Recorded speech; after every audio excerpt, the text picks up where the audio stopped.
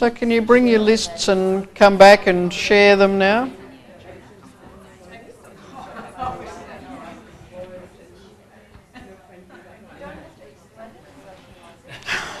Bowled over by the rush.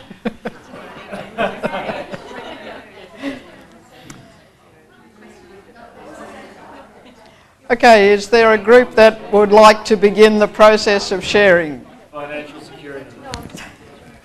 Come back.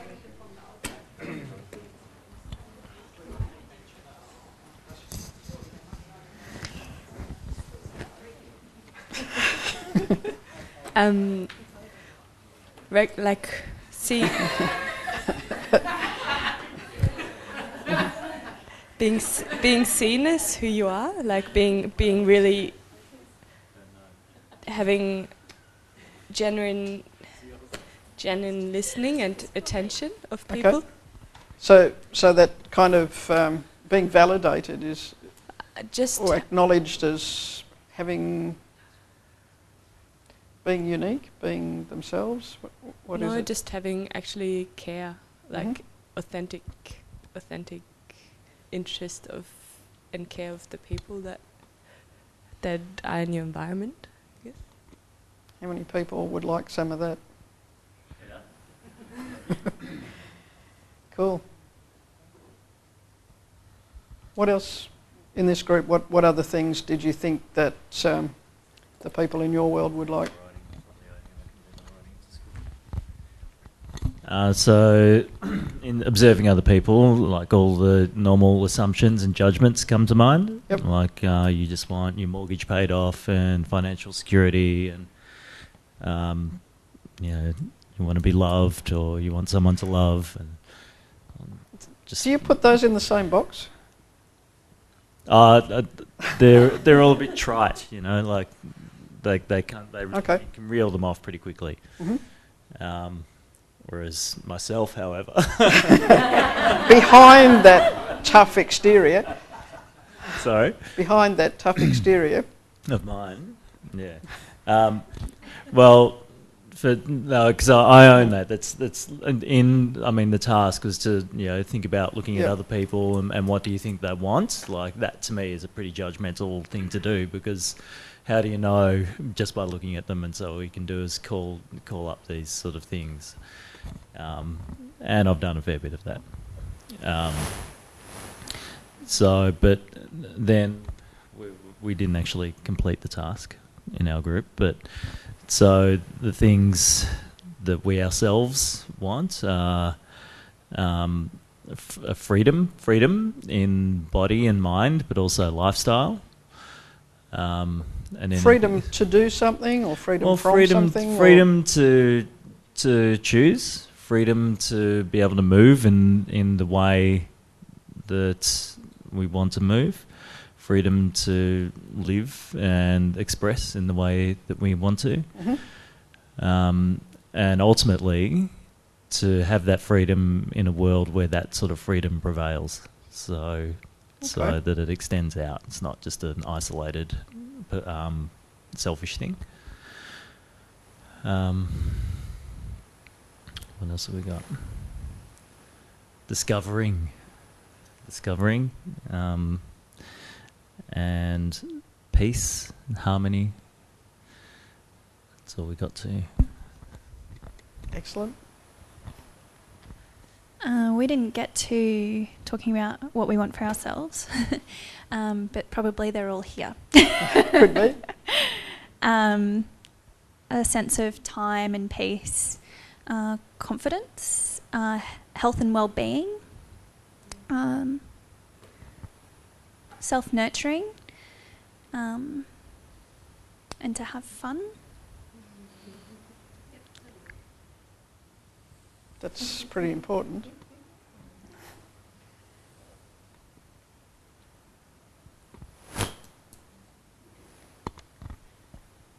We started off talking about red wine. You always need a lubricant in every machine.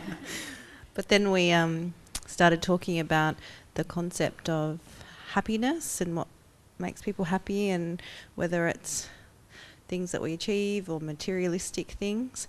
But then Danielle said something really interesting, which I thought was good, is acceptance of whatever it is that you have. So, so.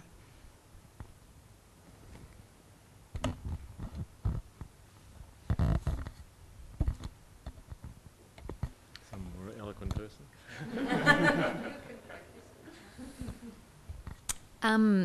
We had some similar things that have already come up in terms of freedom of movement, enjoyment of movement, being able to be an active member in your community, whether it's to be playing golf and maintain those social networks that are important to you.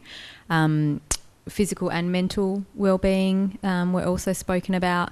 And I just guess having the options to choose and not feel that you're physically or mentally restricted by something in that freedom of choice. Is that? Well done.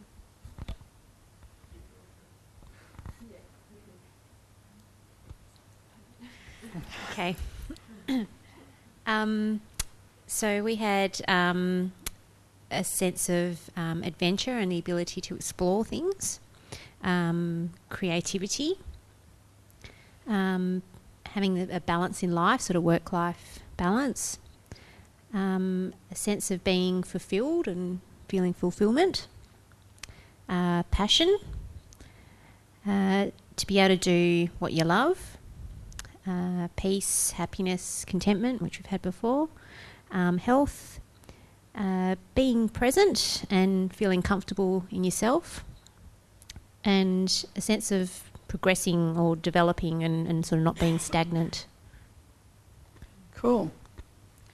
One of the things that just struck me in those lists was the possibility of using the same words to describe both kind of physical or somatic things and more emotional and conceptual things like balance or like freedom to be able to go where you want or do what you want to do. And so of that list of things, is there anything on there that the Feldenkrais method could contribute to? Is there anything on that list that you think we don't actually have anything to offer people? Red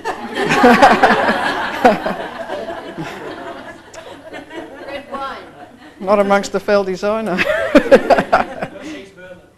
Must have right. Financial security? Like maybe now, Well, I'm always interested in what's behind that desire. What does that actually represent for somebody? If you've got your mortgage paid off or if you've got financial security, it means very different dollar amounts to different people. But if that was the reality, what would be the benefit that they have? What would that bring to them, do you think? Degrees of freedom. Yeah. How about that? Yeah, I think if you don't have financial security, inevitably there's a certain anxiety which can be relieved. So I think we'd sort of like to say you could be happy without any money, and I'm sure some people can, but I think in our society you do need a certain level of money to work within the society and a certain confidence. And if you're just totally anxious that you can't pay your bills or you've got debts, I don't think you can achieve a lot of these things. Or you can't pay your medical bill or something. So a kind of a basic background level of security. Yeah. Okay, so thinking back to when I asked you what would you be willing to exchange for something that was deeply meaningful to you, what was your reaction? Hey? you can have my attention and my presence, Cool. and I will bring myself fully to this work. Yep. That's what you're going to have, because it doesn't matter how much money I give you. If I'm not present, then you ain't got nothing. Okay, so I must have been pretty convincing if you're willing to bring that much presence and attention. Excellent. Okay. Yeah, similarly, time, I think, was my answer. Hmm? Time. Time. My time. You'd give some time? Yeah. Okay. I was thinking I'm doing it already. Of course. What you have in your pocket is what I'm already doing here, so Great. I wouldn't go after the pocket. Did anyone think, no, she couldn't have what I want? She's only kidding.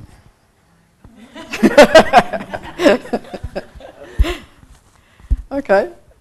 And I mean, this is a reaction that we find. That, I like the fact that you put it in your pocket as a teacher person.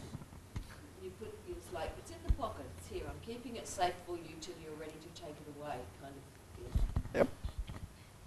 I had a very strong sense. I mean, for what I wanted, for what I thought for the people that I imagined, I thought if that could truly be possible, I'd give up everything, really. You know. Everything? My house and, well, really, yeah. If you sat down and thought about it, it'd be like, for sure. If it meant that a whole lot of people wouldn't be stressed out and they'd be able, you know. I don't want to get too sentimental here, but okay. Yeah. Sure. Well, I will get sentimental. I wouldn't give up everything because the reason why I want the things that I want is to give to everyone as well. Like, it's not just for me, it's for everyone around me as well. So I wouldn't give up everything, no way. But something? Yeah. Yep. Cool. So, in the past, if you had a skill or a trade or a profession or something like that, it was kind of enough that people would know what you did and they would come and exchange something with you, and the world kept turning around. But the world's become a whole lot more complex, and next week we'll talk a little bit more about how the business world thinking is shifting in terms of how it communicates with the people that it would like to have ongoing relationships with. But as we start to think about firstly being able to just talk to people about what we're doing here, and then in the future inviting people to come and practice with us, and beyond that, at some stage, hoping that they will exchange their time, their commitment, their presence and some money to hang out with you and share what you can do with them. The more we start to practice listening for what people think they want, then we've got a point of beginning a conversation. Because ultimately, that's the kind of reaction that we want to be able to evoke in people of, you know, it sounds like you might have something that I want, or you can help me get what I want, and I want to spend the time to hang out with you doing that. So over the weekend, when you interact with other people, you may or may not specifically ask any questions, but could you just listen for clues as to what people want? They drop into conversations, they get kind of chucked into conversations in just throwaway lines when people think no one's likely to take them seriously. You hear it, people chatting on the train about what's bothering them, all those sorts of things. So in order for us to be able to meet people in an area that they're really interested in and want to have a conversation about, the listening is the first step. It's a little bit like putting your hands on somebody's shoulder and just listening. Where is it likely to go? And just in the breathing movement that somebody takes, you start to get a hint. There's a direction that this is prepared to move in, or that this shoulder knows well. So over the weekend, you're looking for metaphorical shoulders. Have fun. A teeny weeny break. Teeny weeny break to meet those teeny weeny needs.